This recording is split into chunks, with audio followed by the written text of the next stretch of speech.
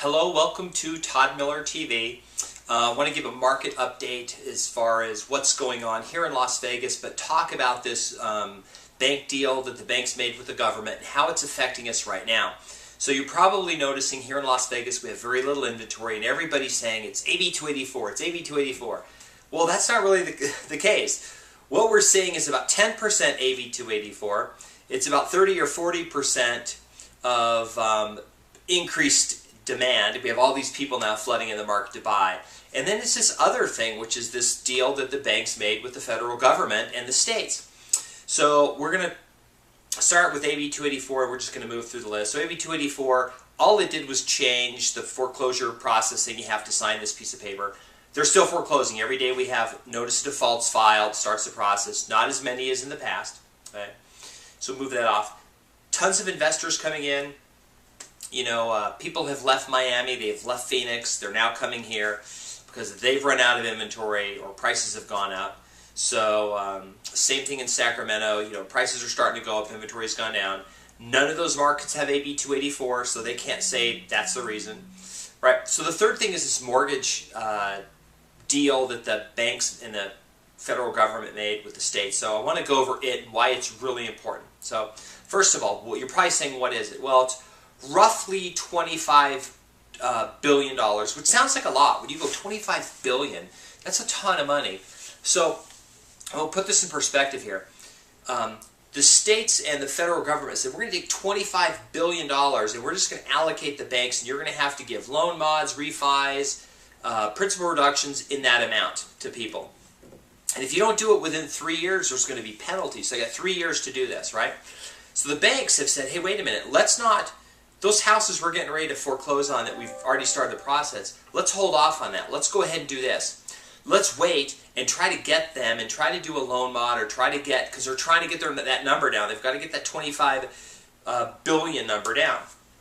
So you're probably thinking, well, that's a ton of money. I mean, I'm likely to get a couple 100,000 out of that, you know, knocked off my house. Well, not so fast. So let's do some math here. Okay, $25 billion.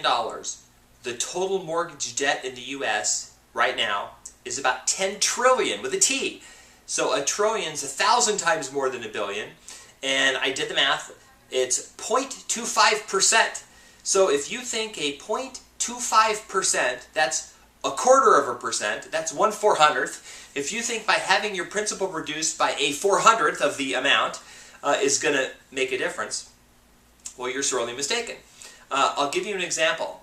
The mortgage debt in Nevada alone is $125 billion, and the upside down difference is $25 billion. So the federal government could give all that money to Nevada. We'd be break even on our real estate, okay?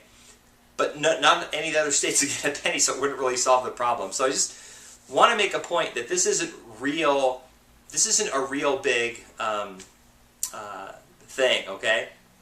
What it really represents is the banks have got to work through this number now. So the more they foreclose, the less opportunities they have to do refis and get people. So what happens now is people are doing exactly what they naturally do. They're not paying their mortgage. They're going into default thinking they'll never be foreclosed on, that they're going to get all this money, and it's going to make them good. And truth is they're not.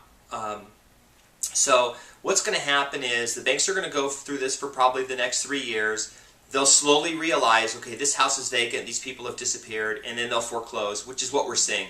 We're seeing a lot of houses we get that they know are vacant, the people have disappeared, they make so many contacts, and then they take the house back.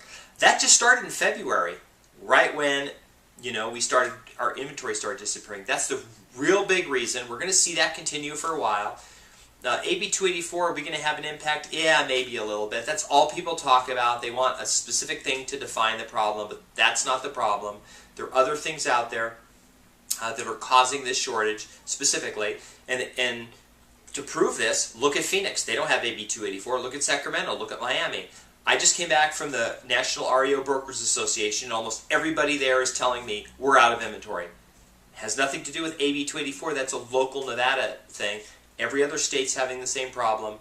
There's a couple hot markets, but for the most part, everyone else is out of business. They're getting rid of staff, and you know, they just don't know what to do. So I just want to sort of point that out to give you a feel for what we're seeing here. There still is a ton of REO to come. We don't know how it's going to flow out, when it's going to flow out. All this does is just takes the problem, because it's an election year mainly, and pushes out the, pushes it out for a couple years. This will just be a great thing that the president will be able to say at the end of the year, hey, I fixed the mortgage crisis, the foreclosure rate's down under my leadership, whatever. But so punishing the banks for foreclosing, making them pay a bunch of money if they don't give that $25 billion out to the people. So they're basically being paid to not foreclose, and that's really why we're seeing a lack of inventory right now.